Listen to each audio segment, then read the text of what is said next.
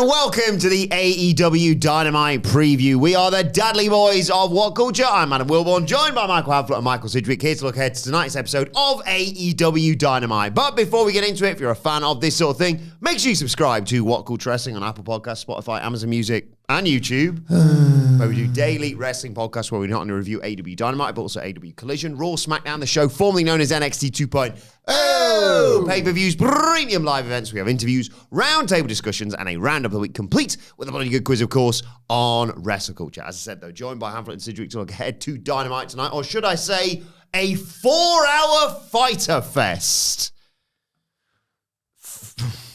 Well, I mean, that's four.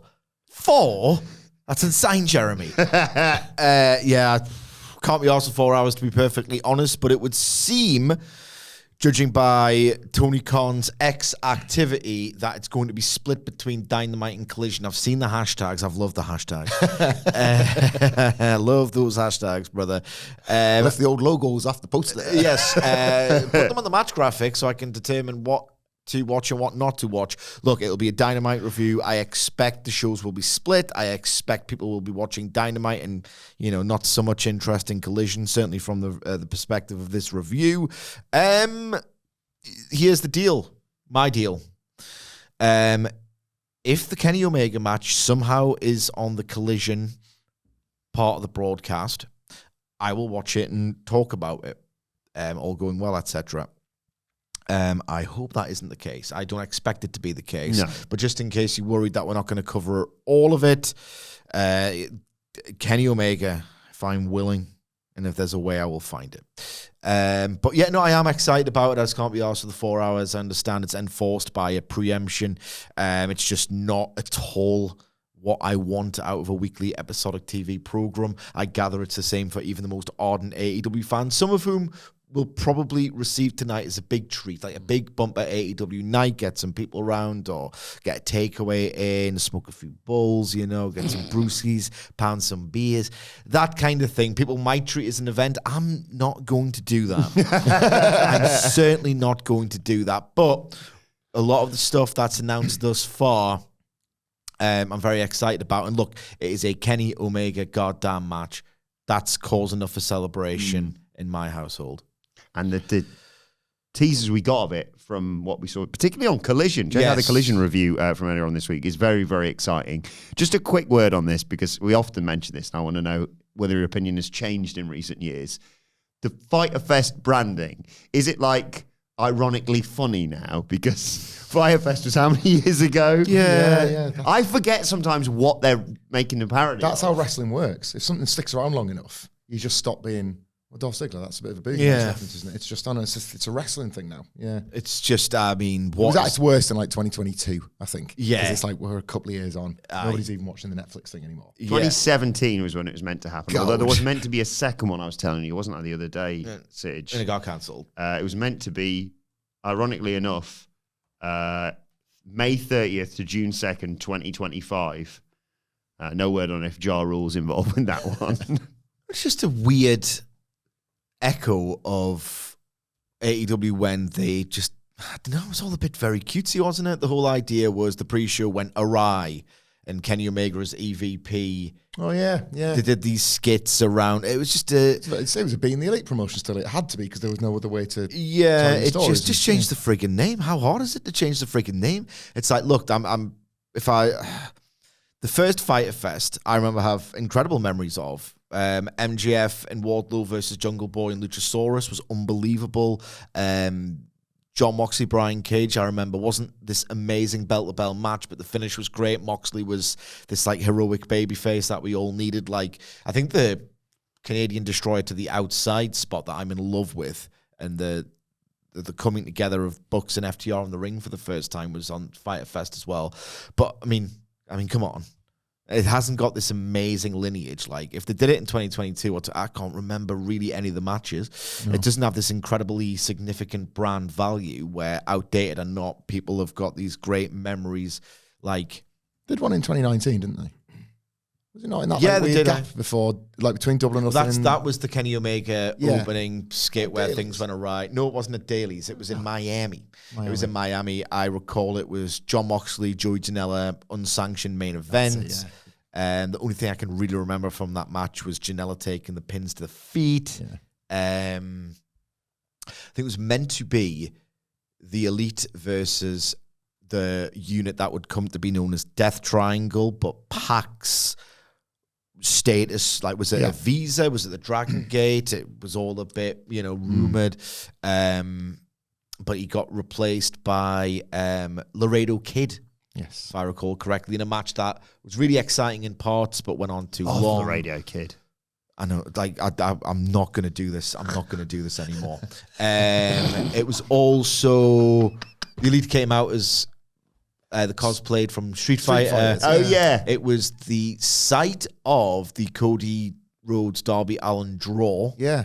That's what I was thinking of, because I love that match. Yeah. It was the MJF video games. Yeah. Video games. Video games. I used to love playing video games. And then I lost my virginity. One of the greatest camera cuts ever. That. Yes, indeed. Brilliant. Sorry to the guy it cuts to, but it is perfect. So that must have been Christopher Daniels Jabali Nakazawa then. Jabali Nakazawa on the pre-show. I think there was a women's match on it that was not particularly well received. I remember the Fyter Fest pre-show, the knives came out for that.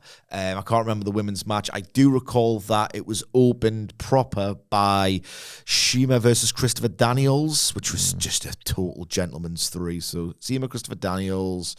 There was some kind of... Right, Shima, Christopher Daniels. We're going to do this. Let's do this properly. Yeah. It's time to play the game! Time to play the game! Ha ha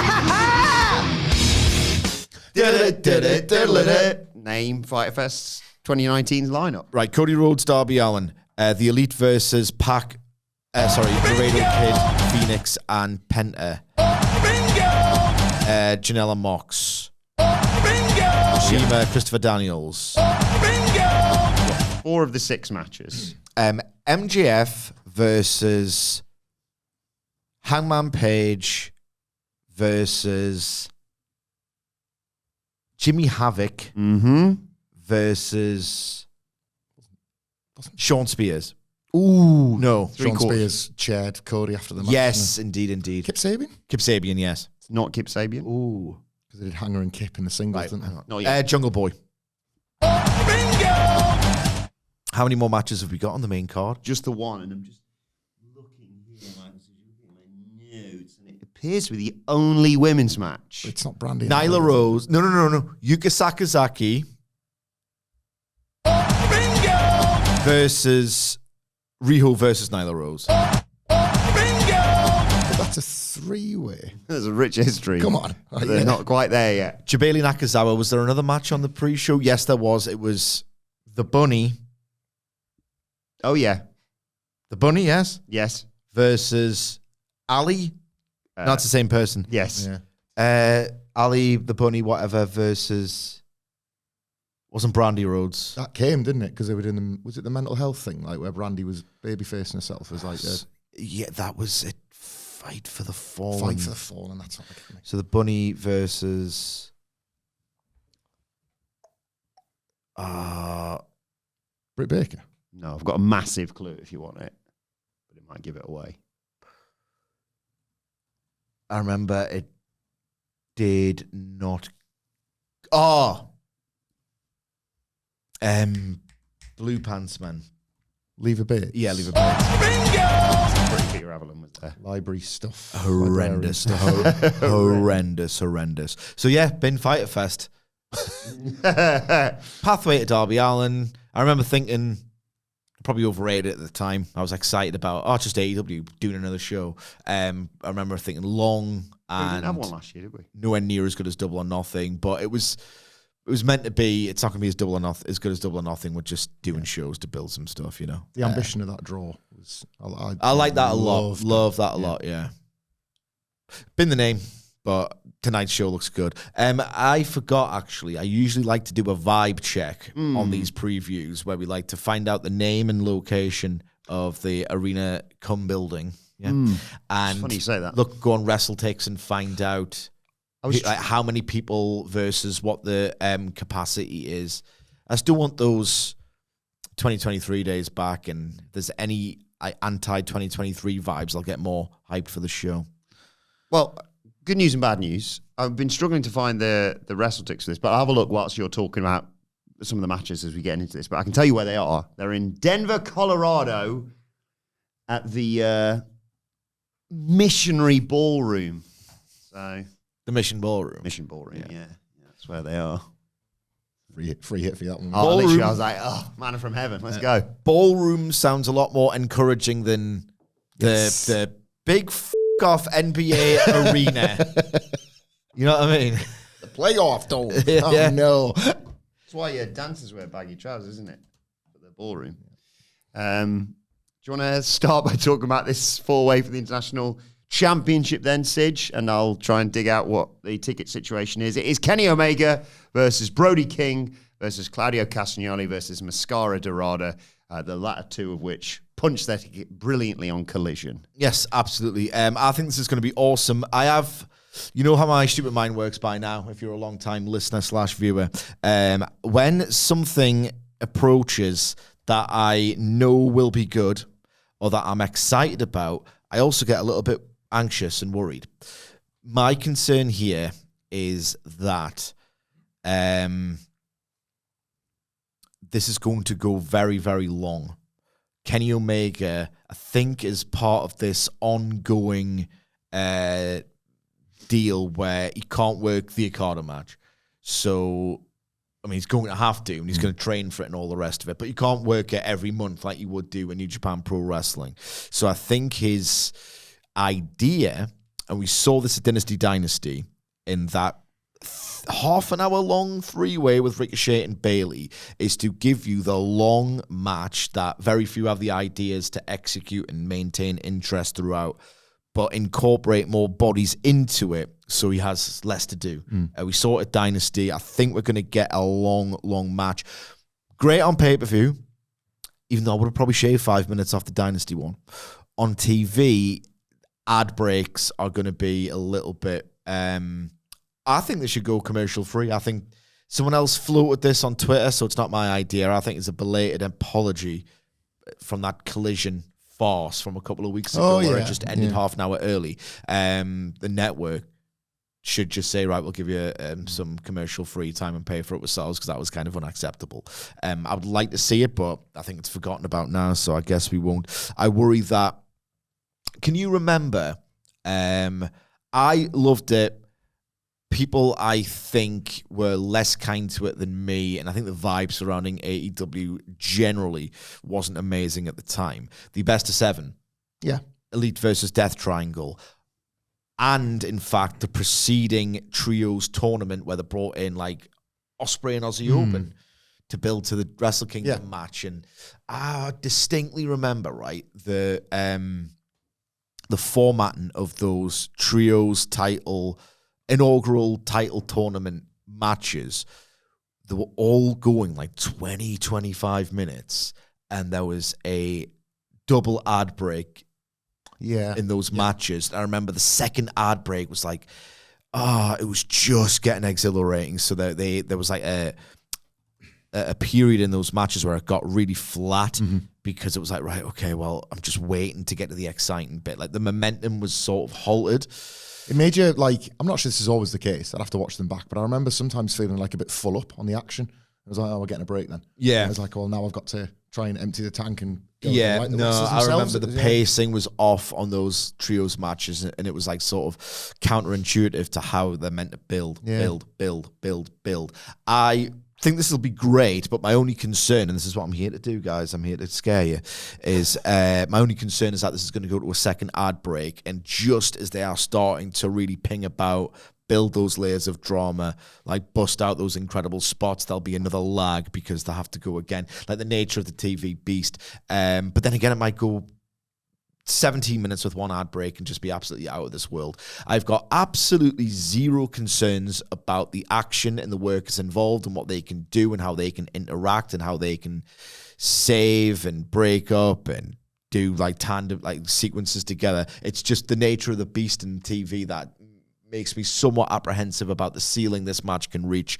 But we discussed this on the Collision review, so I won't talk too much about it. But on his day, and it's pretty much every single time Claudio Castagnoli works with someone who's smaller and does some high flying, he makes that person, if only for one match, look like the next Rey Mysterio. He's such an incredible base. Like, it's not just the physical component of how he can, like, he's superhuman strength. He can just catch people.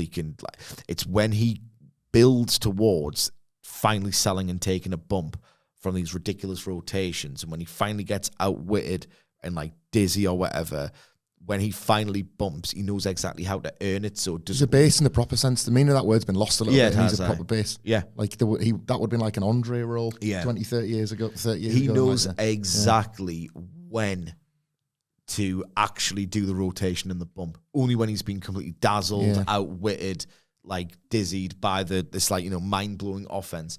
Like this Komander match on Collision, if you really watch Dynamite and don't really watch Collision, which I gather is a lot of you looking at the ratings and all the rest of it, and the general sort of stigma surrounding Collision, go out of your way if you're big on AEW to watch that match. It was absolutely unbelievable. We're going to see sort of a similar dynamic when Claudio's in there with Dorado, Brody King and Dorado. There's a really good dynamic there, a good component there with the idea of realistically, Dorado shouldn't be able to do anything to Brody King. He should get swatted away by Brody King. And then, as he sort of gradually wears him down, you should get a thrilling sequence between them two in minute 12, 14. Omega is unbelievable at work in Lucha Libre.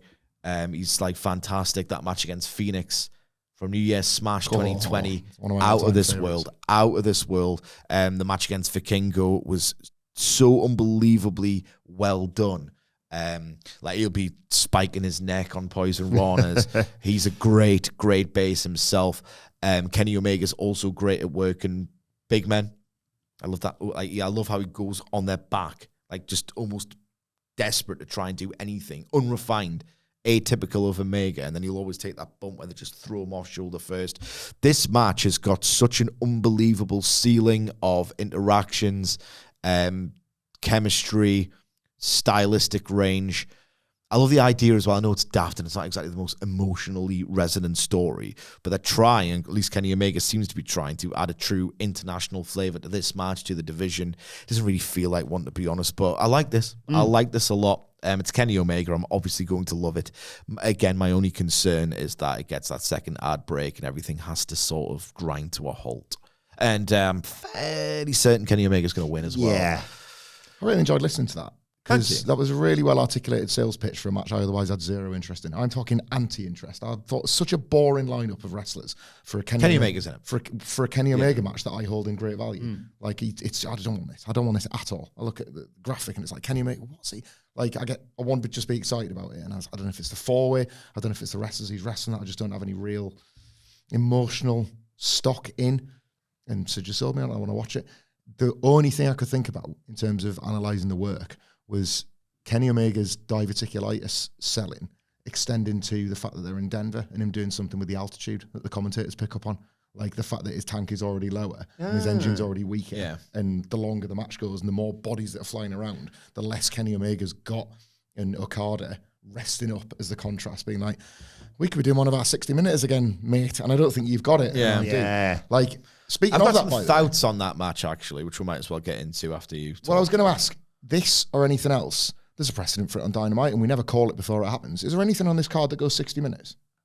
There's four of them to fill. Like, this is the only one I can think of. Yeah. This is the only one I can think Nobody of. would see it coming, and that's Moxley, often the case, isn't it, with these long Dynamite. Yeah. And if Dax catches wind of a 60-minute match, then they might be campaigning for that with Atlantis Jr and Templario. Yeah. Mox Briscoes shouldn't. No. Shouldn't. Two things on all things Kenny Omega before we move on, or at least I'll move on. I think that Omega could start as a house of fire, look like he's got the momentum, like he's patrolling it, and then he can really get taken out of this match, building the drama of like the last minute saves and all the rest of it, because his diverticulitis versus Brody King's guardrail splash gimmick would be unbelievable. Like Kenny's selling that That should be fantastic. On Omega Okada, right? I've been thinking about this just every now and then when I'm not looking at transfers, speculation for Newcastle, right? Which is my current fixation. Kenny Omega needs to win. Kenny Omega needs to win. He needs to unify the titles, because the thing with Kazuchika Okada is it's almost insulting if you can be bothered, and I can't really be bothered about much these days. Like, oh, he's got a Continental title. He's the same. He can't be beaten. He's got this lengthy title reign, just like he did across 2017 and 2018. I was like, I don't buy it. No one buys it. It's just it's a narrative accommodation, and it's very transparent what they're trying to do, and it's nowhere near like it lacks the aura, the prestige, the credibility. It's just they're faking it. They're faking Okada, and Okada's happy to go along with it. I'm starting. It'll be amazing on the night. It'll be special on the night, and Okada will level up on the night. But I don't know if I like the idea of, well, Kenny couldn't get to Okada again. It's like, of course he can. You know what I mean? Yeah. I think that it might be a useful vehicle for Omega to win, Okada to get vanquished, and at some point they should get. I'm actually, because I'm realistic about it and I'm pragmatic about it, I'm quite enjoying pretty washed but still very entertaining Okada. I just find it... Yeah, me too. That's realistic. I've been realistic about it since day one. I continue to be realistic about it. But yeah, we were there in Wembley Stadium 2024, all in, when he comes out in a big arena stadium, big show, 10-pole gimmick setting.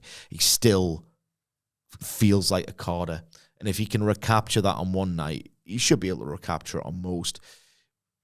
At some point, especially when, you know, you've got an array of babyface champions to choose from to dethrone Jon Moxley, there aren't many great heels in AEW right now. MJF's like slowly on the path back.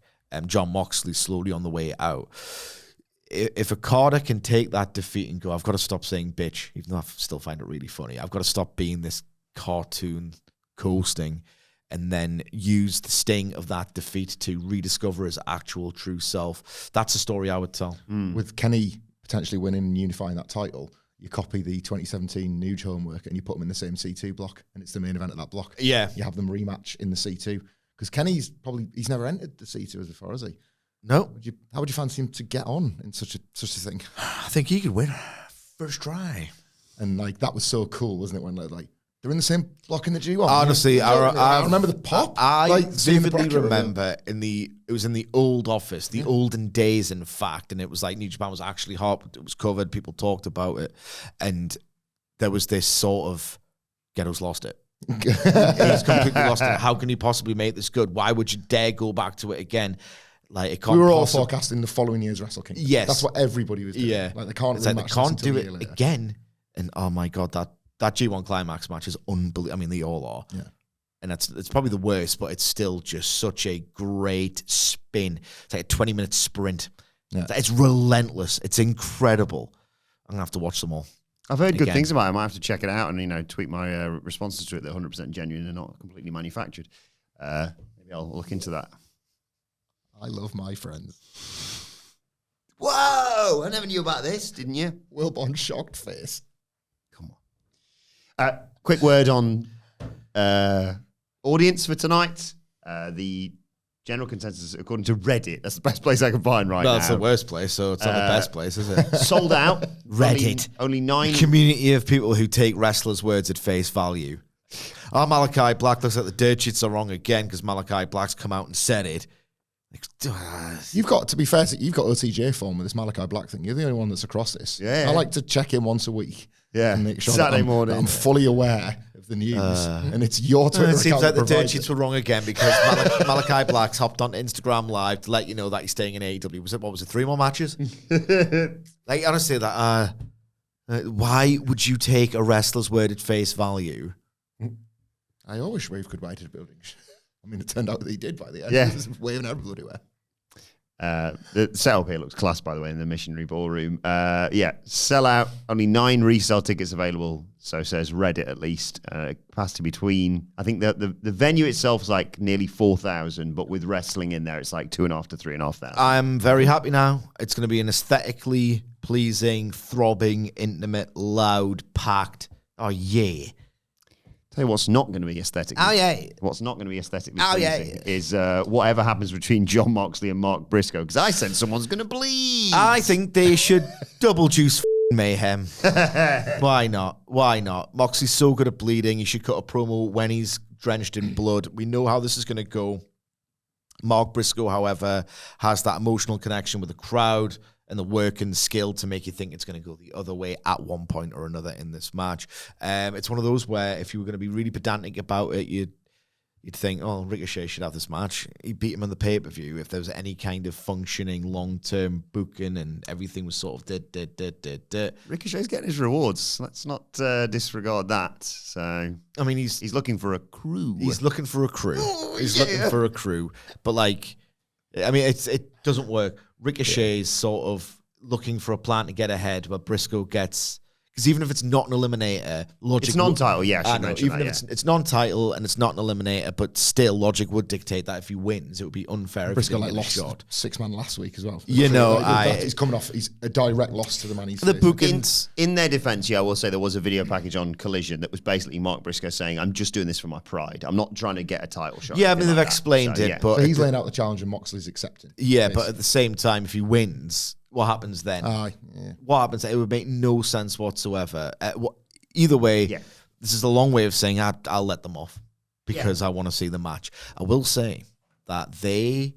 Remember the first C2? Yeah. Unbelievable in Collision. That was my key. Like, I couldn't fathom how much I loved it, especially because 2023 otherwise was so dire. And if you actually go back and watch it, if you're a Kenny Omega Wembley Stadium Trios match apologist, I'm sorry, I do not like you. It was bad. Like Adam Cole's Kenny Omega and Hangman Page trios. That's just Kenny Omega, Adam Cole's slow motion face when they had the devilish, satanic master plan to pretend to be annoyed with each other to fool MJF into thinking that they weren't friends anymore. Slow motion, making sandwiches, an absolutely diabolical period in AEW. I did like the dance off on Blood and Guts. Genuinely, I did like that episode. Like live, better than you, baby. Yeah. In the live setting, I really enjoyed. But then the skits, as soon as Roderick Strong was involved in the skits, it's like this is wrestle crap, weapons grade. And then the C2 was very, very restorative, very, very refreshing, and not just like they're going. Let's do a G1. People like that, and people are really bullying us here. People are being really mean. Let's just do a G1 because everyone wants one of those. Everyone says that. And then they did it in the over on Collision with Danielson and Kingston and Brody and Danielson, Claudio and Garcia. It was amazing. Amazing. The Andrade stuff was overrated as it always is. But otherwise, the Collision C2 block was amazing. Over on Dynamite, not so good, Al. Oh, I thought we were going to get an idea then.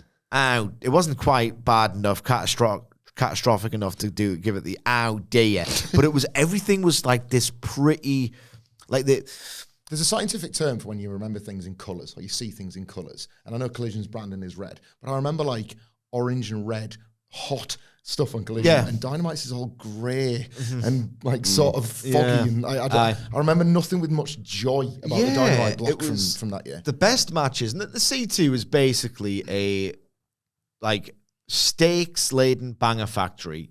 You're getting great matches, but there'll be upsets, the results aren't predictable, and they all mean something. It was great. It was absolutely great on one of the TV shows. On Dynamite, every single match seemed to have this issue where the greatest matches reach this transcendent gear of, I can't believe I'm living in this world. I'm living or dying with these wrestlers. This action, this drama is unbelievable. This execution's great. How have they arrived at that count? I know this mind, like your mind is getting lost in the throes of everything. Like none of the Dynamite matches I remember just truly got into that last gear, that last transcendent gear. Among them, Jon Moxley, Mark Briscoe. Different now because Moxley was playing a tough guy, tweener, Blackpool Combat Club, indulgent, I'm just hard. And 2023... And now... Yeah, well, I know, but 2023 was not as good as 2022 for Jon Moxley. No. Now there's a true dynamic here. Jon Moxley's an out-and-out heel who's hard, but also a bitch. And yes, it can be a little bit distracting and what am I meant to take from the character. But you'd surely expect him when you've got a gift of a baby face, a wrapped up boutique gift of a baby face in Mark Briscoe to play off. Surely this can't be bad. So I expect this to be great. I expect there to be juice. I just think that Jon Moxley's starting to feel like Jon Moxley again. They're starting to grasp what works and what doesn't with his Death Riders. Bully, dickhead, cheating Jon Moxley, making Mark Briscoe bleed. When Jon Moxley's kind of in form, not in singles, but otherwise kind of in form as a promo. Even when he's walking through the arena, he doesn't look like a dickhead anymore, or a cat burglar. This can't fail. If it fails, I'd be really pissed off because I'm starting to invest now. Does this main event as well in terms of, you obviously had the women main event in last week. They're doing a nice sort of switching it up with the Owen Hart winners and what have you. And they continued this again a bit on Collision. There's the whole, can Ospreay, Swerve and Hangman Page get their together? Yeah. To kind of form some sort of alliance to take on the Death Riders. This is probably to this match's credit that you can pretty much put it anywhere across a 4-hour broadcast and it makes sense. That's malleability. I should say, yeah, does this main event the second hour? Hard to arrange without knowing exactly how they're going to play it out. This looks like 1 hour 40. Yeah. I think. This is one of them matches where I would say, because I'm probably less back into Mox than you are, but also willing to give him a chance again. The Death Riders coming to an end helps that. Like, the match will get the building's excitement will help the TV experience, and that's the order of which I think this will work. Like, this has I doubted the capability of Joe and Moxley to put it together, and I think those doubts have proven right. But this is different to Sidge's point in terms of the quality of the babyface you've got here in Mark Briscoe. The building will absolutely come up for the violence. They'll come up for his comebacks, and that will come through the screen, even if I'm not fully convinced on Jon Moxley again yet in singles. I don't care, if I'm honest. I still don't care. I care. They have got me. Where they've got me is the one thing I've always liked about this Death Riders thing, which is the belt and the briefcase. I thought that was kind of inspired from the beginning, and I still think that's the case now. They've been on the nose with this idea of rescuing it. But wrestling is a pretty broad art form. I forget what podcast we were doing recently, but I think it was you that said it. It's like AEW and WWE are way closer than a lot of people would ever want to admit on either side because it's wrestling. It's wrestling, really. A belt and a briefcase that 3 grown men have got to get together to rescue is so silly. If you want it, it's 22 men kicking a pigskin around. You can reduce anything, right? But I've always bought that. The Moxley element of it is the thing I'm not actually that asked about. I still feel like you could slot a heel in who's done the same thing for the last 8-9 months, and I'd feel the same. I'd be like, come on, Hanger, get the belt out of the case, or come on, Swerve, help him, or Ospreay, be the guy to make sure that that bit of it. I think they've nailed it, and I don't think it can go wrong. I'm kind of saying that, as you were saying that, I've realised what I think about this match. Yeah. I love Mark Briscoe. I think I'm the furthest away out of the 3 of us on Jon Moxley, and this match I'll very much be cheering for Mark Briscoe, but right, let's get to the bit where he chokes him out and wins, because we all know what's happening here, and especially, obviously, we're on the road to all in. That would make no sense whatsoever to have Mark Briscoe win. But there is a bit of me that's going to be actually, can we get to the Death Riders run-in, please, so we can get to the most intriguing part for me, which is Ospreay, Swerve, and Hangman. It's really cool that they've acknowledged, I think they've acknowledged anyway, that 6-7 weeks, loads of Dynamite, loads of collisions, would be hard to tell a Hangman Moxley story. And they've fitted this in here. I genuinely really like that. I think that's smart booking. It's something that WWE didn't do going into WrestleMania. They seem to try and no-sell the extended gap rather than do something about it. There's 42 days left. They're telling you. It's almost like splitting 6 Dynamites including tonight, yeah. They're get excited. You could split that time in half with the Swerve Hangman stuff and then be like, by the way, Hangman, you are the guy that beats Moxley. Let's talk about that for 3 weeks. They might not. They're probably more elegant than that, but I do like that they've sort of fitted a second story to this, because it cannot just be about Moxley and Hangman. If anything, Moxley almost no selling that this all-in match is happening yet, I think is interesting. He hasn't particularly spoken up about Hangman Page. It's more about just what Death Rider stuff. It's Hangman Page that's speaking about John Moxley. There's also potential, obviously, of setting up whatever Will and Swerve are doing it all in. Yeah. I don't know. I mean, obviously they're going to have a match at some point.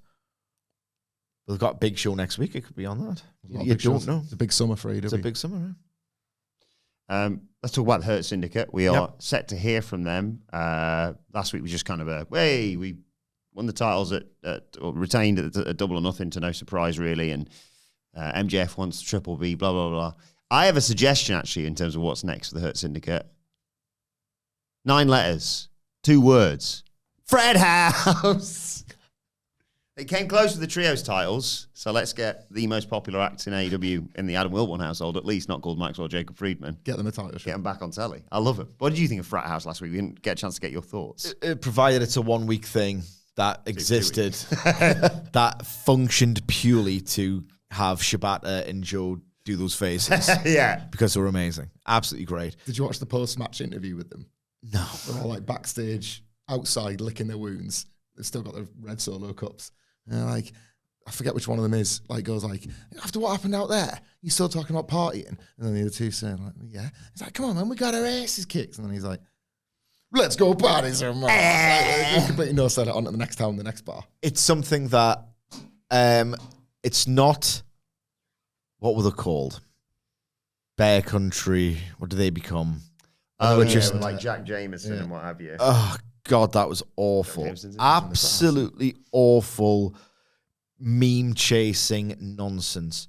It's bad enough when something's good once and then it just keeps going. The fact that they were like humping midair and trying to be sleazy and like Otis pilled shit. That was awful. It's not as bad as that. And I enjoyed the juxtaposition of the hard guys against these total goofs who are in their 30s and they think they're in a college frat house. It's not necessarily my kind of thing. It's too packaged. It's too nonsensical to believe that these people exist in real life. The Iron Savages. I hated them. Absolutely hated all that. TC was good stuff. No, it wasn't. It's a very, like, I don't mind watching a sleazeball gyrate the hips or someone being funny in wrestling. I just want it to be almost like incidental to a character that I can take seriously that actually exists. People in their 30s under the delusion that they are in a fraternity is too stupid. You know what I mean? Too stupid. Mature students. But you're wrestlers as well. You're veering into occupational gimmick here. So just got a point, like a collegiate group on a wrestling show. Just it doesn't make sense to me. No, it doesn't. Well, no, it doesn't. Well, there's Like, exceptions. In a stupid, heightened landscape, sure. Yeah. Not the landscape itself wouldn't be for me. I don't like the frequencies of the frat house. You know, it's just fake rubbish. I'd go to a Rager if they had one in the town. 100%. That becomes something that's the Dynamite Live experience, and don't miss the Rager.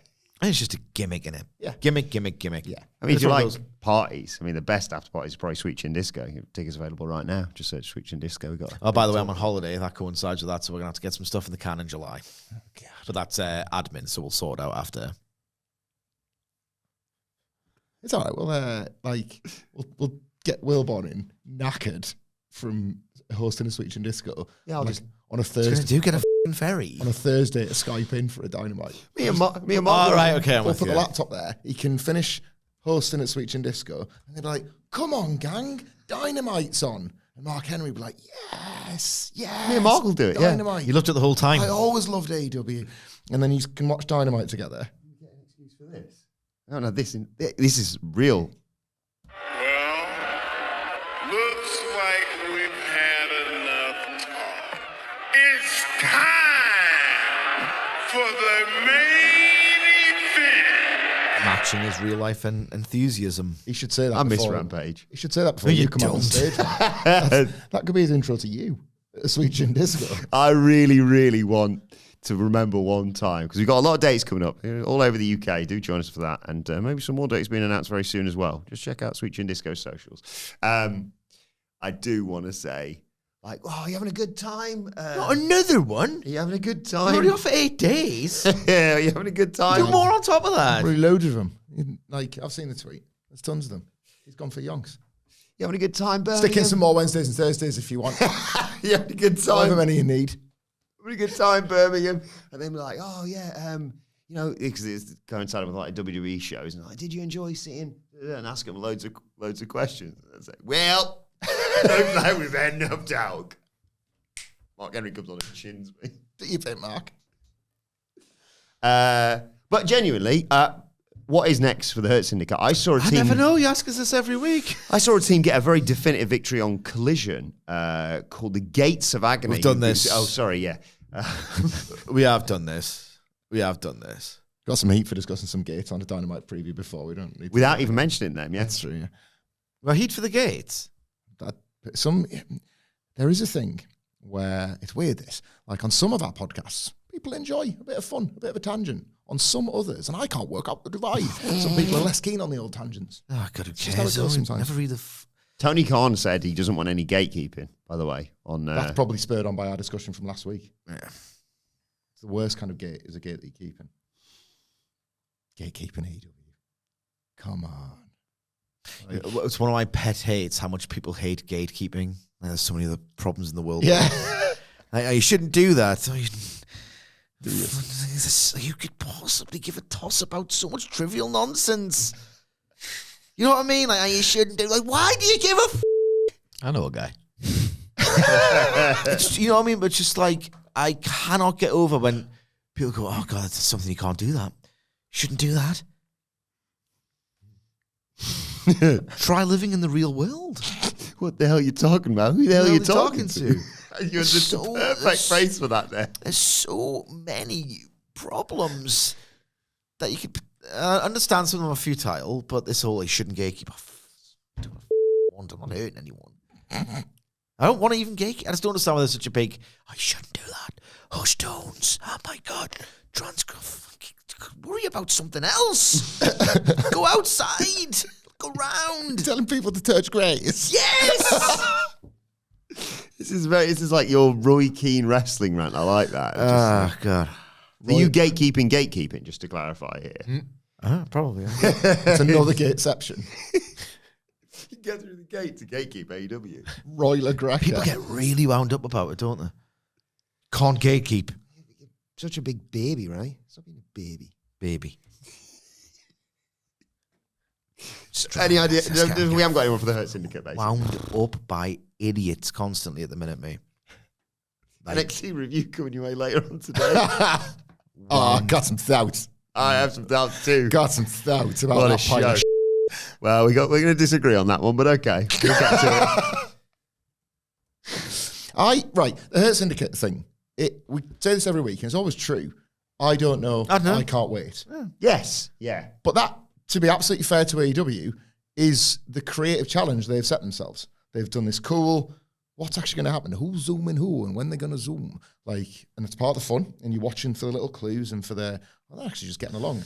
There was a but and a however coming in. But, however, as a result of that, and the expectations rising constantly because it has been such good stuff, like, I think we agreed on this, Sidge. As fun as it was to see them and the interplay be more jovial, the double or nothing Bobby Lashley MVP thing was a bit weird, wasn't it? the Bobby Lashley MJF. Sorry. We are mates now. Here's the twist. I don't understand why Lashley all of a sudden had that. Oh, I like you, actually. Yeah. It just was a weird old thread. Then last week was great again. Yeah. Like, It's one of those where, like, I don't know if it's a collision between ego and story, where surely it would make sense for Lashley to show like an element of vulnerability. Then MJF kind of saves his ass by cheating, not by being stronger. I'm not an idiot, but by cheating. And then Lashley's like, hey, I thought I was in trouble there, but you came through. My guy. Hey, My guy. Hey, you all right. I like that.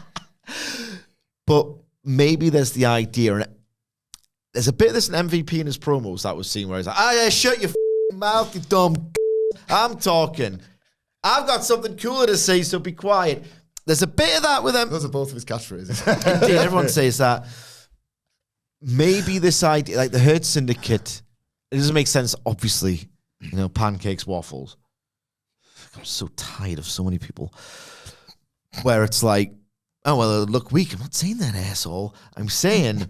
I like gatekeeping. I prefer waffles. A shred of vulnerability would start to make things make more sense. Certainly a double or nothing. The idea would have to be, bit of peril here. MJF's come through with his cheating. Title reign saved. Otherwise, it's just a bit of a booking challenge. So I don't know what happens tonight. I will say that I'm going through the spider web of Texas All In. It looked like post-Dynasty when the Bucks are taking Swerve out of the main event. Meanwhile, Ospreay is doing all the media, like loads of media. All right, well, it's going to be Ospreay and Mox, Omega Okada, Bucks versus Swerve and Hangman. Obviously, Hangman winning at Double or Nothing has completely shattered all that. So now it could be, is Hangman Mox, Omega Okada, Swerve Ospreay could happen at All In. It's going to happen. Maybe it could happen. They've got another big summer blockbuster next week. Who the hell knows? But if Ospreay and Swerve go at it All In, what do the Young Bucks do? And is there any other team, any other babyface team, the answer is no, who could go up against the Hurt Syndicate and have it be All In sized? And the thing about the Hurt Syndicate is they are ostensibly, they're tweeners. Yeah. Like, they are cheating as of Double or Nothing-ish, and now MJF's been folded in. They're veering closer to heel in terms of the characterization, but people love them and they can be fluid. They could play face against the Young Bucks. Young Bucks could say they just want the belts for the power. They're still playing those characters. They want to assume power and stuff, so they want to get the belts back. And the Young Bucks could play bratty heels because no one's going to cheer them, especially against the Hurt Syndicate. And I think people hate the Young Bucks, bro, and people are finally wanting them to be heels and enjoy the catharsis of them being heels. The PWG heels. Just wankers. And people would actually buy that they could take the titles off the Hurt Syndicate. They wouldn't want it to happen, but they could be like, this could be the bit where it's like a miscommunication between MJF and Bob and what have you. And it's a good balance. The Young Bucks. Like the monsters knocking them around and the Young Bucks having a believable comeback in them. You get both with the Young Bucks match. Yeah, absolutely. Absolutely. I mean, I think that you would get the Young Bucks on the card. You get So this thing with the Hurt Syndicate is that they are the stars of a bad division, but because they're so cool, people go along with it. And the episodic TV with MGF is more important than the tag team title matches. This has a hot act in the Hurt Syndicate and a big elusive match that they've not had yet. So you're covering a lot of bases if the Young Bucks go, but again, they're veering more heel with the inclusion of MJF. So I do not know. But it's almost always a fun time bringing like really sorely needed entertainment value to the show. I thought you were going to go down the route of MJF, Ospreay as a rematch from last year's All In because they've kept MJF as like this. These are all arguing about the title. I'm looking for the quickest route back to it. I keep talking about the BBB, Trip B. Bobby Lashley's like, what are you talking about that for? Like, if anyone's going to be getting that, it's going to be me. So there's a bit of dissent between the two of them. MJF, Ospreay. They could just keep mentioning unofficial that. number one contenders match. Yeah, that one's Swerve. Yeah, we mentioned that the other week, didn't we? Basically, like, well, I'm going to beat the guy who literally just was in the finals. He's one step away from, I don't know. I'd like it if MJF already starts trying to seize power. Not seize power, I shouldn't say that. But direct things were like, well, you're not Young Bucks yet, like you say. There isn't any obvious challenges for you. So whilst that's been taken care of, should we focus on the newest member of the Hurt Syndicate? Yeah. And Bobby's like, hang on a sec. Yeah, I've got no idea. Which of the two Collision matches do you want to tackle next? Do we know they're on Collision? Well, we can guess. Because... Dax Harwood's going 25 minutes. It's, Dax Harwood and Cash Wheeler versus Atlantis Jr and Templario. Again, set up on Collision with the old Let me ask you some questions, but I'll give you the answers and tell you your dad's an old piece of crap. Yeah, it was a well-done exposition dump in El Paso. Yeah. A well-done exposition dump that worked around the language barrier really well and got heat. Like a really resourceful segment. Not like an amazing, God, I want to see this match segment, but a really well done thing. Really well thought out. Sounds quite old school. Which Dax will love. Yeah. That's what you would have done to Absolutely. just like sort of xenophobic heel almost. Here's something when he hears that. Yay! And again, I do not act in bad faith when I'm tentatively wary of something. It's not just blanket, I'm bored or it's boring or whatever. It's because I've seen it or I've seen a version of it. FTR, before they truly found form in 2022, had some misadventures on TV and pay-per-view working luchadors, working wrestlers who could do the more sort of balletic version of the Lucha Libre style. They never, ever, ever, ever, other than a few 3-minute bursts in pretty uneven, clunky matches, ever had chemistry with the Lucha Brothers. I remember, it's 2020, I need Dynamite, I'm a loser, I need it, it's a bad time in the world. And they did FTR versus Lucha Brothers on like a Dynamite in July or whatever it was. I was like, Jesus Christ, we're getting this. And it was nowhere near as good as FTR versus Butcher and the Blade. In fact, some of it went badly wrong. Then they rebooted it on pay-per-view and TV in late 2021. And I remember there was the odd, unbelievable, bit of chemistry here and there. Who did they wrestle when they were the Frogs? The Frogs. It was around that time. It was they won the thingy belts, didn't they? I think they was there. Did I have an Aerostar? Yeah, and he was 5 seconds behind everything. I'd probably square the blame on whoever that was if I'm getting the wrestler wrong. I can only apologize. But they had a pay-per-view match with the Lucha Brothers, I think Full Gear 2021, and there was the odd bit of awesome brilliance where Phoenix would do his forward roll into a cutter on Cash. Cash anticipated it and just in one seamless motion did this gory bomb. Yeah. Unbelievable. But then there was moments where I was like, oh, it's gone awry, this. They did stuff in AAA when the AEW working relationship. I think they did a Triple Mania where they weren't really over in the building and it went a bit wonky as well. They've had some failed experiments with this sort of thing before, and it was just basically this is a very long-winded way of saying it's always a pretty brutal or not as good as it could be styles clash with FTR in this realm. So and they were heels for that run as well. I'm actually a little bit. I've got concerns. About this. Yeah, last Super Runners, the Super Frogs defeated. Atlantis Jr is great, so this should be, this could be something. But I'm just saying. Sorry, go on. It's all right. They defeated Lucha Bros for the AAA tag champions, and just in case you were wondering, MJF loaned them to Andrade.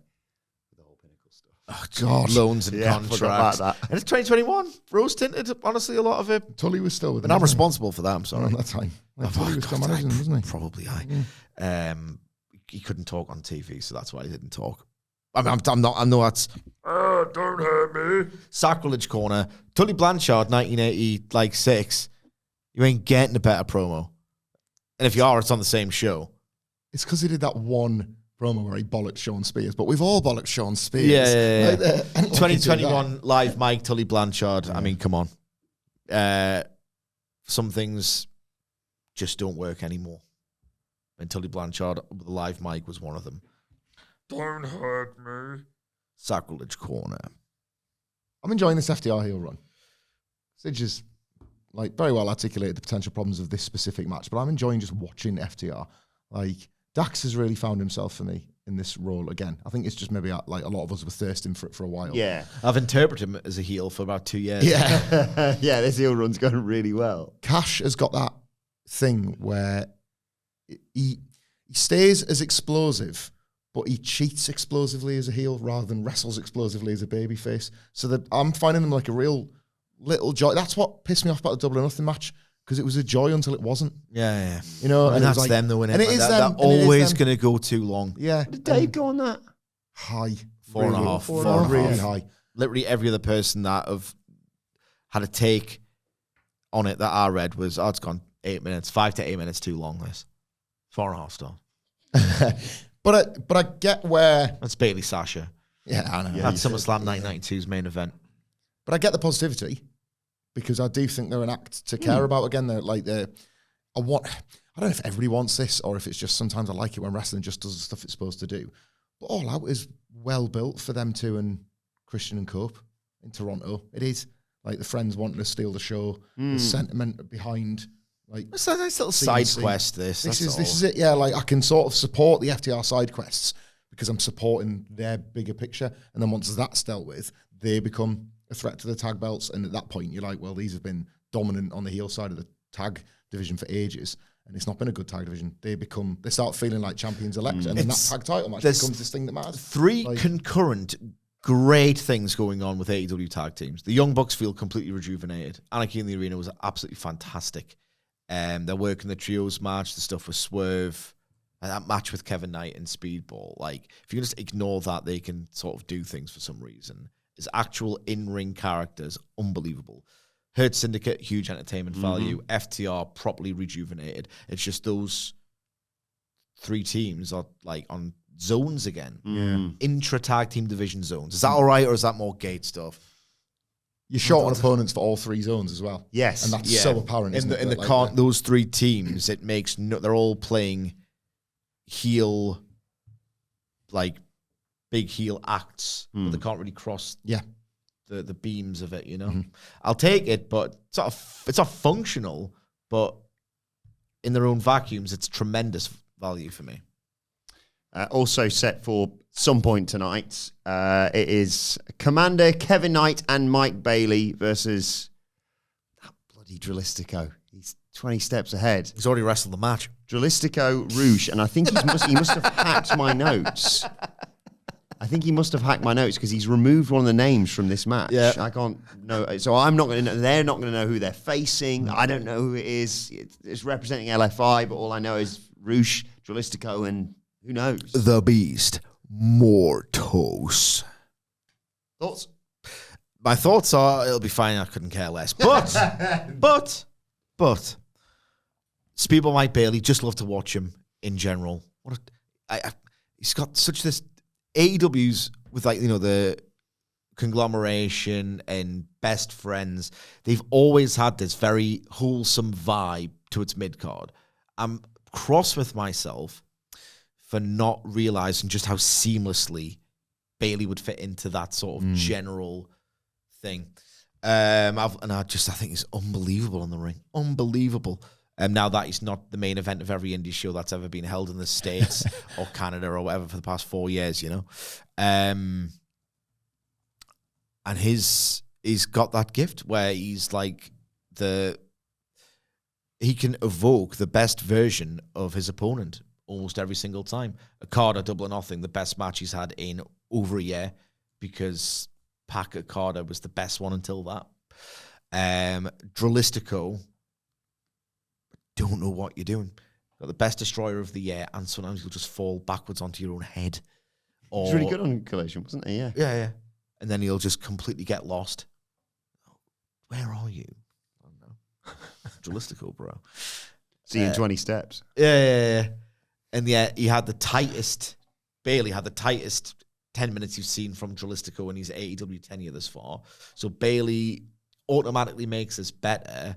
And I want to see Bailey interact with Rouge for a long time. I think Rouge is the person who's like, Bailey's like, every functioning wrestling promotion has a guy who's pretty 50-50 or a few. Because sometimes they are needed to put someone bigger over like Okada, but then they need to be put over. So when they put over Okada, it's a good thing for the resume, you know. Bailey's that 50-50 guy. He's going to be that 50-50 guy. He needs to beat Rouge in a big singles match, which will be awesome. And then he can do a job to Ricochet to really heat up the Ricochet character. Very, very valuable dude is Mike Bailey. He's incredible in the ring. The mere fact that he's in this and will be interacting with the Beast Mortos, with whom he's already had a great match, Dralístico, with whom he's already had a wild over-delivery, and Rouge, which could just be incredible. I'm bang into this, I am. Not bang into it. I will be bang into it. And Kevin Knight's in it as well, isn't he? Kevin Knight and Komander, yeah. Somebody else. I would say Kevin Knight and Speedball Mike Bailey are two of the shining examples, and there's a few at the moment, of what a difference an air of positivity around a promotion makes. Yeah. They are both great. And for all the reasons Sid just described about Speedball Mike Bailey, you can apply same but different ones, someone like Kevin Knight. But when there is negative sentiment around the promotion writ large, that's simply not enough. It almost becomes like, well, if anything, that's the problem, because I should be way higher on this. And I'm not feeling what I should from all their very, very hard work. Right now, the sentiment is so positive around AEW that wrestlers that are otherwise there to have that exact role. Great match, relatively meaningless win to set up a more meaningful loss. Purpose-serving doesn't always feel like you're not clenching your fists for it. Mike Bailey is a wrestler that you're persistently clenching your fists for, and increasingly great. Kevin Knight in these tags is making you feel just the same. Right, finally, to look forward to on tonight's Fyter Fest, we have 2 women's matches. Oh, brilliant! We've done it, lad. That's it. 2 women's matches. No. Oh, what? Well, here's the reality of the scenario. I expect the last 2 hours more women's matches to be added, but it's Collision. It's not the flagship. We know what they're doing, and I see you, and I don't think it counts, buddy. Second of all, the rules all along have been for Dynamite 2 featured back and forth actual matches. Whenever they've done, Megan Bain's going to squash someone, and Penelope Ford's going to do a job to someone else later. Doesn't count. So even We call that the Serena Deeb Jade Cargill protocol. Yes, Yes. indeed. So we will be playing the game. What do you want to start with? In fact, I'm going to insist we start with the toxic Speedy. Here she comes. What do you make of Thekla? She comes, whoa, and right here. Thekla, what did you think of her arrival last week? Did you understand the reference of there was a spider on the screen? Yeah. I touched it. I touched on it on the Collision review. If you Touched it. It's crazy. It's toxic. You can't I touch touched on it. I stadium. touched on it on the Collision review, so I'll keep my thoughts brief. There was the sense that I haven't really followed her career very much, but I have taken note of those who have, so I can have a halfway informed opinion or know what to expect. There are people who think she's a really strong creative presence. There are other people who know what the word creative really means in pro wrestling. I got the sense immediately that there was the blackout, haters down, one punch, immediately, right, I can do my stuff in front of the camera now. You know what I mean? Love wrestling spiders, mate. It's such... Sorry, Will, what you trying to do there? I was trying to do the thing, but I don't know. I can't do it. What? Hang off the ceiling like Spider-Man? Yeah. I'll work on Opposition it. of gravity. I'll work on it. I'm overthinking it. I'm almost certainly overthinking this, but that was a pretty telling glimpse into like the style over substance of Thekla, and the accusation. She is drawn by people who I know really follow Stardom and all the rest of it. I just felt like she couldn't wait to get her creative stuff in and her presence and this idea of a presence rather than, well, Jamie Hayter deserves a bit more of a kicking than that. But we'll see. I expect that she will stare as intensely into the camera as Adam Wilbourn stares. I don't know. I was going to say something nasty to him there. Big old pair of titties is what I was going to say. That's not nasty. That's just true. You know what I mean? I think there's going to be way too much in the way of I've got presence. I'm so glad I missed that. Yeah, me too. I've got presence. I'm a little bit spooky. Maybe I'm a little bit crazy. Scary, spooky. I can, The webs I weave. I think it's going to be a 2-minute squash match. God, that's going to go on for 5 minutes of like stuff. I don't know about the state left outlet. Divin out. We'll see. But that's what tonight's for. Yeah. Who's going to do the job? Robin Renegade? Yeah, Lady Frost. long term, Harley Cameron could be really fun in that position. But it'll be. Oh, when Harley Cameron's with her and they're just doing spider jokes, it means they've given up on Thekla. Hope you had a nice time. Yeah. But that'll be entertaining. Robin Renegade, something like that, yeah. I'd expect a lot of camera work here. Renegade twins, 8 legs, 6 legs. Yeah, that's a real quiz. Insect or an arachnid? Also, we have, slightly more importantly, Toni Storm and Mina Shirakawa tagging together against Julia Hart and Skye Blue after the attack on Collision with, sorry, Sidge, where are my manners? Mercedes. Money.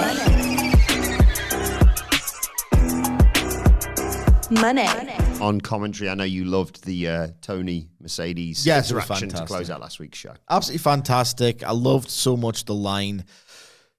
There's going to be a young girl watching who says, holy shit, these bitches are crazy. Because not only is it telling you that we have set ourselves like a ceiling as high as we want to inspire people to do this one day. Not only that, but we're going to go harder than the men.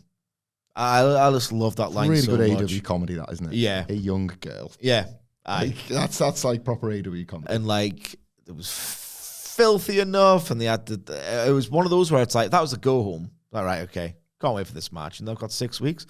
I'll try and remember it if it goes a little bit, someone's going to try and beat someone up, and the way pro wrestling works, and it's pretty familiar medium at this point. This match, give it to us, really. Julia Hart really hasn't shown me much at all since coming back. Skye Blue has. Julia Hart in a tag might be a bit more. It's when she tries to control things and have the presence and do the heat segment. I just don't buy it. Don't buy it at all. I think she needs to really rethink the way I think AEW needs to rethink the creative presentation of Julia Hart. The idea that she's somehow spooky or, has this sinister thing about her. That's dead. It worked once because of the association with the House of Black, and they put some graft into it. Dead as a doorknob. Turn a baby face or do something that isn't this, because it ain't working no more. So I do worry about that ick aspect of the match and just a woefully unconvincing portrayal of a somewhat other character. Not for me. I hate it now. I really don't like it. So that really does lower my ceiling on this. But, it's a backdrop for Toni to interact with Mercedes, and that feels massive. So I'm sure it'll be fine, and I'm sure what follows will be big. And that's all I've got to say, really. Mercedes versus Mina on a Dynamite soon off the back of this, like attacks or something, now that Toni and Mina are... Yeah, but they've got need something big for next week. Actually, that could be the one. That could be the one. Match, like she hits her in the back of the head with a belt or something. Next week, the 300. That's the summer blockbuster. I don't know if it's the 300. I think 300 might be 2 weeks, actually. Big summer for July. Big summer. When in the 2300, is that before All In? Yeah, the residencies. There's one of the, is it the Chicago one that's before All In? Was the Philly shows? I don't know, Philly shows are in August, I think. August. Yeah. Oh, right, So okay. it's the Chicago residency. Yeah, okay. I knew that was a residency beforehand. Yeah. You think Toni and Mina win this one? Yeah. Okay, well. Why do you even ask? It's admin. I always have to ask, just in case. We'll all die. But before we conclude, that is the only real singles women's match that we know. Tag team, sir. Sorry, yes, the only real definitive women's match that's going to go Yes. above 5 minutes, basically, on Dynamite, which means we have to get to the name of the game. Before that, though, we have to get to the aim of the game. We do. We have to. It's the law. Enshrined. Look, the aim of the game is pretty simple. You have to identify to the hour, minute, and second the first time you hear the first note for the first woman to come out and compete for the only feature-length, actual back-and-forth proper match on Dynamite. The idea being we want to put in bold, underscore, and italicize the new to sing pattern of, it's always before the main event, and it almost invariably, or at least more often than not, before the main event, one match. Yeah, the creative has been pretty strong in the women's division of late, but it's still marginalized. The parity's still nowhere near, and there's still very much this idea of, we care a bit more now, but these wokes would kick off if we didn't have bloody birds on the telly. It's 2025, and that's what I think their mentality is anyway. And I just look at the market psychology. They'll think that the audience will think, but he's sunk cost fallacy, City Jones, isn't it? Because we've put so much time into watching Dynamite, but you get the bloody birds over with and we'll stick around for the main event. That's why I think there's one match that's more often than not there, even if the game is becoming a little bit more difficult to be cynical about, with the idea being that Toni Storm, Mercedes money is massive. Like, they've done the Hollywood ending. Toni Storm's the biggest star in the company, potentially. But until the parity's there, and until certain boring blokes just kind of go away for good or just get less prominence, you know, we're going to play the game. And you're thinking, bloody hell, Sidgwick, what a mouthful that is. Can you just jinglize it for me, bro? Yeah, sure thing. Don't worry, guys. When the women come out to play, the main event ain't too far away. That was the aim of the game. The name of the game is... might have gone way too ambitious here. Oh, I like it.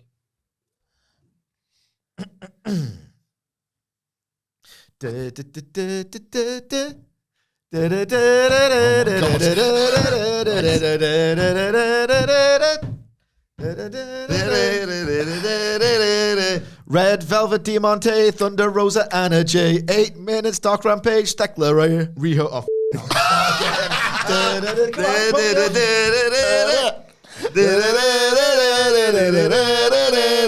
Red Velvet Diamante, Thunder Rosa, Anna J. 8 minutes, Dark Rampage, Thekla, and Riho. Aminata, Shirakawa, Shafia, I barely know her, Sakazaki, Megan B, Diana, Perezzo.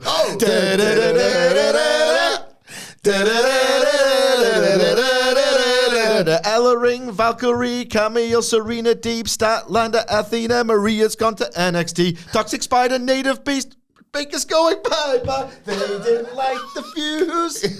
It was always sparking. Brody King likes barking. They didn't like the fuse. He tries to hide it when he's so excited. Ah, missed the line there, I think. But I got the pop. And that's all that matters, baby. Brilliant. It wasn't brilliant, it was flawed. But First try. I love the ambition. second try. Second try. Love the ambition. I was proud of Sheffy. I barely know it. Brody King's always barking. Is that there? That's good stuff. It's all good stuff. What are we doing? Oh, yeah, ladies' night. Yeah, I always forget to play the game. Yeah. Thanks, as always, to the Band Blair himself, Adam Blair, at Adam Wilson4, and Jose Palomares at the Ho 11, the guys who always take care of the data. Thank you for this sort of thing. A win for Michael Sidgwick last week. Oh, aye. Tying him up with Michael Hamflett, 3 for the year for each of them, 5 for me. We're in June. We've not done this very well recently, but 48 minutes and 20 seconds was last week's correct answer. Michael Sidgwick, as last week's winner, you get to go first. What are you saying for this week's? Obviously not the Thekla match. We're talking about Mercedes and Toni and Mina with Mercedes on commentary. Question: are we? Because what if there's a graphic drop this afternoon and a second or a third even competitive match gets added and it takes place in like the first hour and the Toni match gets moved to Collision? Here's the thing. This will be void if there's 2 matches that exceed 5 minutes on Dynamite, okay? I suspect they'll do Holly Cameron in Collision like 3 hours, 10 minutes or whatever, right? Even if, we should all agree, even if Thekla is on beating someone in 2 minutes and this is on Dynamite, does it still count because it's a squash? No, I don't think so. I think we judge it on the proper women's match, and I think there's no chance in hell Toni and Mina and Mercedes and Julia Hart and Skye Blue get pushed onto Collision. Yeah, personally, I think so. We'll just call it on that. But yeah, this is going to go reassess tomorrow. We can 1 hour. No hours. 55 minutes, 31 seconds. I was thinking first hour, because if they are presenting it as a Dynamite Collision or as a 4-hour Dynamite, either way, they're not going to want to go like, oh, bloody hell, we haven't put any women on it. And it's like 2, 3, 4, 5. It's like, that's an abysmal look, but it's something they could accidentally find themselves doing. So I was thinking first hour as well. So I'll go, just to be a bit different, a bit earlier than that, I'll say like 38 minutes and 10 seconds. early. Okay. So I think International will start, Moxley, Briscoe will main event, and this will go in the top of the hour. So 38. Aye, and 10 seconds. 10 seconds. No prizes for guessing mine. How do people not know they're holding up their sign the wrong way around or they're upside down or whatever for shows? I always think when I see people like, yeah, I love this show. And I'm like, come on. You've got to know. Jesuo. Come on, guys. I like the ones where they're writing someone's name like, I don't know, Will Ospreay. Like, Will Ospreay. Oh, bollocks. Why? But yes, lots to look forward to on tonight's Dynamite / Collision Fyter Fest. Basically, let us know your thoughts on it in the comment section below or on X at WhatCulture WWE. Or actually, you can follow all four of us. You can follow Michael Hamflett at Michael Hamflett. Follow Michael Sidgwick at M. Sidgwick. Follow our producer Adam Nicholas at It's Adam Nicholas. and you can follow me at Adam Wilbourn. Follow us all at WhatCulture WWE, as I said. Make sure you subscribe to WhatCulture Wrestling, wherever you get your podcasts from, for daily wrestling podcasts. The NXT review coming way later on today. We'll be back tomorrow to review AEW Dynamite and maybe even a bit of Collision. Who knows? But for now, this has been the Fyter Fest preview. My thanks to Hamflett, Sidgwick. Thank you for joining us, and we will see you soon.